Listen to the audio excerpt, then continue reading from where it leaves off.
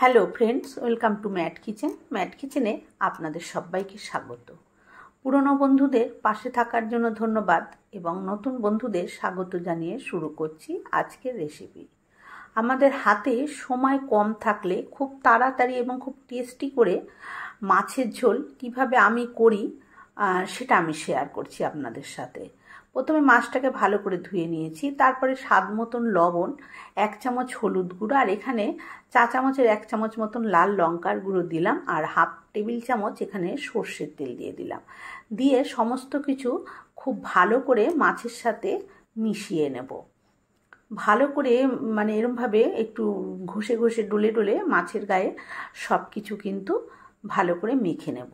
মেখে মাছটাকে আমি মিনিট 10 রেখে দেব, যাতে মাছের ভেতরে নুন মশলা যা যা দিলাম সব খুব ভালোভাবে ঢুকে যায়। 10 মিনিট পরে আমি ফিরে এসেছি। কড়াই বসিয়ে কড়াইতে দিয়ে দিচ্ছি সর্ষের তেল। অবশ্যই এটা সর্ষের তেলেই করব, আর সর্ষের তেলেই খেতে এটার টেস্ট বেশি ভালো হবে। আপনারা নিজেদের পছন্দ মতন তেলে করতে পারেন। তেলটা গরম হতে দিয়েছি, ততক্ষণে একটা মশলা করে নিই। যেহেতু এটা গুঁড়ো মশলায় রান্না করছি তাড়াতাড়ি হয়ে যাওয়ার জন্য, সেহেতু এখানে দিয়ে দিলাম লঙ্কার গুঁড়ো, আর দিয়ে দিলাম হাফ চামচ মতন হলুদ গুঁড়ো, 1 চামচ ধনের গুঁড়ো, আর 1 চামচ জিরের গুঁড়ো দিয়ে এখানে অল্প একটু জল দিয়ে প্রথমে মশলাটাকে ভালো করে ভিজিয়ে দেবো। কারণ মশলাটা 10 মিনিট যদি এইভাবে ভেজা অবস্থায় থাকে তাহলে মশলাটা কিন্তু খুব সুন্দরভাবে ভিজে যাবে, আর না হলে গুঁড়ো মশলা তরকারিতে দিয়ে দিলে কিরকম ভেসে ভেসে থাকে, তাই মশলাটা ভেজে না, ওই জন্য ওরকম ভেসে ভেসে থাকে। এবারে কড়াইয়ের দিকে তেলটা গরম হয়ে গেছে, তেলের মধ্যে মাছগুলো এক এক করে আমি দিয়ে দিচ্ছি। মাছগুলো কিন্তু আমি খুন্তি করে দিচ্ছি, তার কারণ হচ্ছে তেলটা অনেকটা ভালো করে গরম করতে হয় মাছ ভাজার জন্য, না হলে কড়াইতে লেগে যাওয়ার ভয় থাকে। আর তেলটা খুব ভালো করে গরম হয়ে গেলে কিন্তু মাছ কড়াইতে কোনো মতেই লাগবে না, তাই আমি খুন্তি করে মাছগুলো দিয়ে দিয়েছি। এবারে একটা পাশ একটু ভাজা হতে দেব, তারপরে এরকমভাবে উল্টে দেব। আর আমরা একটু মাছটা লালচে করে ভাজি, যে যেরকম পছন্দ করবেন সেই অনুপাতে ভেজে নেবেন। আর এদিকে যেহেতু কড়াইটা ছোট খাব্বা, সেহেতু মাছগুলোকে একটু ঘুরিয়ে ঘাড়িয়ে বারবার করে আমাকে মাছটা এরকম লালচে করে ভেজে নিতে হলো। আমরা একটু মাছটা লাল করেই ভাজা খাই, তাই আমরা আমার পছন্দের মতন ভেজে নিয়েছি। আপনারা আপনাদের পছন্দ মতন ভেজে নেবেন। প্রত্যেকটা মাছ দেখুন খুব সুন্দরভাবে ভাজা হয়ে গেছে, আর একটা মাছও কিন্তু ভেঙেও যায়নি। যাই হোক, মাছগুলোকে তুলে নিয়ে এবারে ওই কড়াইয়ের মধ্যে ওই তেলের মধ্যেই বাকি রান্নাটা আমি করে নেব। তার সবার প্রথমে দিয়ে দিলাম হাফ চামচ এখানে গোটা সাদা জিরে। জিরেটা ভালো মতন ফোড়ন হয়ে গেলে এখানে আমি আলুটা দিয়ে দিচ্ছি। আর এখানে আমি বেশ একটু আলু আজকে বেশিই দিয়েছি, যাতে একটা তরকারি দিয়েই যাতে আমার খাওয়াটা হয়ে যায়, সেই জন্য একটু আলুটা এখানে বেশিই দিয়ে দিয়েছি।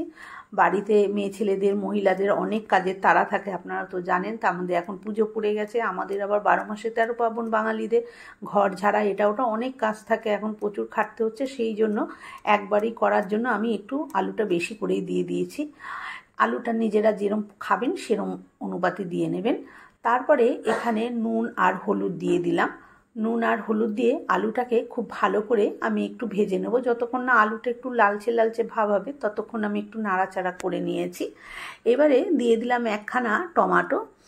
টমাটোটা দিয়ে আবার আমি একটু নাড়াচাড়া করে নেব। আর টমাটোটা যতক্ষণ না পুরো ভালো মতন গলে যাচ্ছে ততক্ষণ এটাকে একটু নাড়াচাড়া করে নিলাম। তারপরে এবারে দিয়ে দিলাম সেই মশলাটা ঢেলে দেওয়ার পরে মশলার বাটিটা ধুয়ে একটু জলও দিয়ে দিয়েছি। দিয়ে এবার খুব ভালো করে আমি এটাকে নাড়াচাড়া করে দিচ্ছি। যেহেতু এখানে আলুটা অনেকটা আছে তাই আমি একটু জল বেশি দিয়ে দিয়েছি। দিয়ে এবার ঢাকা দিয়ে দেবো, কারণ মশলার সাথে কষতে কষতে আলুটাকে সিদ্ধ হয়ে যেতে হবে। এবারে আমি নাড়াচাড়া করে নিচ্ছি। দেখুন মশলার জলটা কিন্তু খুব সুন্দরভাবে আলুর সাথে একদম কষে গেছে, আর এদিকে টমেটোগুলোও কিন্তু খুব ভালোভাবে একদম নরম হয়ে সেদ্ধ হয়ে গেছে। তাও এখন এই টমেটোর খোসাগুলো ভালোভাবে গলতে চায় না, সেই জন্য আমি খুন্তি দিয়ে একটু নাড়াচাড়া করে দিলাম। কিন্তু দেখুন নাড়াচাড়া করে দিচ্ছি যে দেখেই বুঝতে পারবেন টমেটো কিন্তু একদম ঘেটে ঘ হয়ে গেছে। যাই হোক, এবারে খুব ভালো করে আরও মিনিট খানেক এইভাবে একটু নাড়াচাড়া করে নিয়েছি। তখন এই তরকারি থেকে মানে তেল সেপারেট হতে দেখা যাবে, এই যে তেল কিন্তু পাশ দিয়ে চিপচিপ করছে, সে সময় আমি এখানে দিয়ে দেবো পরিমাণ মতন জল। জলটাও নিজেরা নিজেদের পছন্দ অনুযায়ী দেবেন, কারণ যে যতটা ঝোল পছন্দ করবেন সেই অনুপাতে। আর এখানে একটু লবণও দিয়ে দিলাম জল দেওয়ার পরে। আর এখানে আলুগুলো কিন্তু একদম সেদ্ধই হয়ে গেছে, সেই জন্য আমি আলু আর সেদ্ধ হওয়ার দরকার নেই সেই অনুপাতে জলটা দিয়েছি। দিয়ে এবারে আমি এটাকে ঢাকা দিয়ে দেবো। মিনিট 3 পর আমি ঢাকনাটা খুলেছি, দেখুন ঝোল কিন্তু একদম ফুটে গেছে। এবারে আমি দিয়ে দেবো ভেজে রাখা মাছগুলোকে। ভেজে রাখা মাছটা দিয়ে আর বেশিক্ষণ ফোটাতে হবে না, মিনিট 2-3 ফুটিয়ে নিলেই কিন্তু এটা রেডি হয়ে যাবে। বন্ধুরা, আমার আজকের এই সহজ সরল পদ্ধতিতে মাছের ঝোল কেমন লাগলো কমেন্ট করে অবশ্যই জানাবেন। ভালো লাগলে একটা লাইক দেবেন, আর আমার চ্যানেলে নতুন বন্ধু হয়ে থাকলে চ্যানেলটি সাবস্ক্রাইব করে নেওয়ার অনুরোধ রইল। পাশে থাকা বেল আইকনটা অবশ্যই প্রেস করবেন, কারণ আমি যখনই কোনো নিত্য নতুন রেসিপি শেয়ার করব নোটিফিকেশান আপনাদের কাছে পৌঁছে যাবে সবার আগে। মাছটা দিয়ে একটু খুন্তিটা দিয়ে নাড়াচাড়া করে আমি 2 মিনিট ঢাকা দিয়ে দিয়েছি। তারপর 2 মিনিট পর ঢাকনাটা খুলে কয়েকটা আলু ভেঙে দিচ্ছি। সেদ্ধ আলু যদি ঝোলের মধ্যে ভেঙে দেওয়া যায় তাহলে কিন্তু ঝোলের স্বাদ দ্বিগুণ হয় আর ঝোলটা একটু গাঢ়ও হয়ে যায়। সেই জন্য আমি 2-3টা আলু এইভাবে ভেঙে দিলাম। আর যেহেতু এটা মাছের ঝোল সেহেতু আমি ওপর থেকে একটুখানি গরম মশলা আর 1/2 চামচ ঘি এখানে দিয়ে দেবো। ঘিটা স্কিপ হয়ে গেছে তাই জন্য দেখানো যায়নি, আর না চাইলে আপনারা নাও দিতে পারেন ঘিটা, সেটা নিজেদের ব্যাপার। আর এখানে একটু ধনেপাতা থাকলে ওপরে কুচিয়ে দিলেই হয়ে যাবে, কিন্তু আমার কাছে নেই বলে আমি এই মুহূর্তে দিলাম না।